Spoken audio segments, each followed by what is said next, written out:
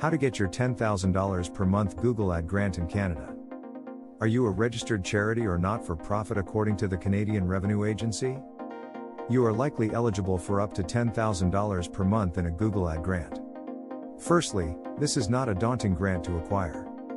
Google has made it streamlined and the setup process is really the only technical component to it.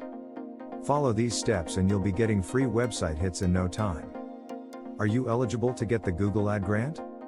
You must be a non-profit with a registered charity number with the CRA. If you can find yourself on CRA's list, then you're golden. There are also some criteria that will make you ineligible for the program, and they are: you cannot be a hospital or healthcare organization, although being a non-profit working in the healthcare space is still valid, such as long-term care, cancer research, etc. Government-run or owned organization, school or academic institution, but you can still get some solid benefits from Google through their Google for Education program.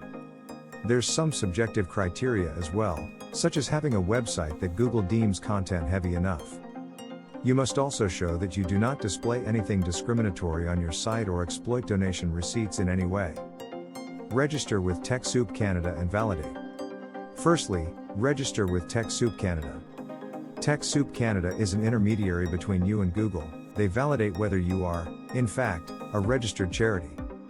Click New to TechSoup Canada and you'll see the form below. Validation should not take long, and once it is done you will be given a TechSoup Canada validation token. Make sure to keep it copied and ready to paste later in this process. Get enrolled in Google for Nonprofits. Now that you have your validation token, your next step is getting your Google for Nonprofits going. This is where you can apply for your Google Ad grant, Google Suite, free at domain.com, email and Drive. Google Maps credits and YouTube for Nonprofits, donate button on YouTube. To get rolling on your registration, you head over to the eligibility page and click Get Started. It'll ask for your validation token and look like this. It'll ask for your contact information and a bit about your nonprofit itself, as well as whether Google can email you. It's also important to note that all communication will be coming to this email, and if any issues arise in the future, this needs to be an account you check frequently. Once you hit submit, you will have to wait for the screeners to review it, but it generally has a high success rate. After your approval has gone through, you're all set to apply for any of the 4 nonprofit offers, but for this blog posts in particular we're going to focus on the ad grant. Note, we often get asked if this grant will benefit Google Map visibility. Unfortunately, this is only for search ads. But check out our other blog post on how to get your Google My Business profile running properly. Activating your Google Ad grant. The first step is clicking this link to get your Google Ads account going. Please be very careful following these steps or you'll get stuck, and trust me, it's frustrating if that happens. Choose your billing country as Canada and your currency as USD. Yes, even though you're from Canada, this is very important. Click Submit and get your ad account going. Take note of your customer ID in the top right corner.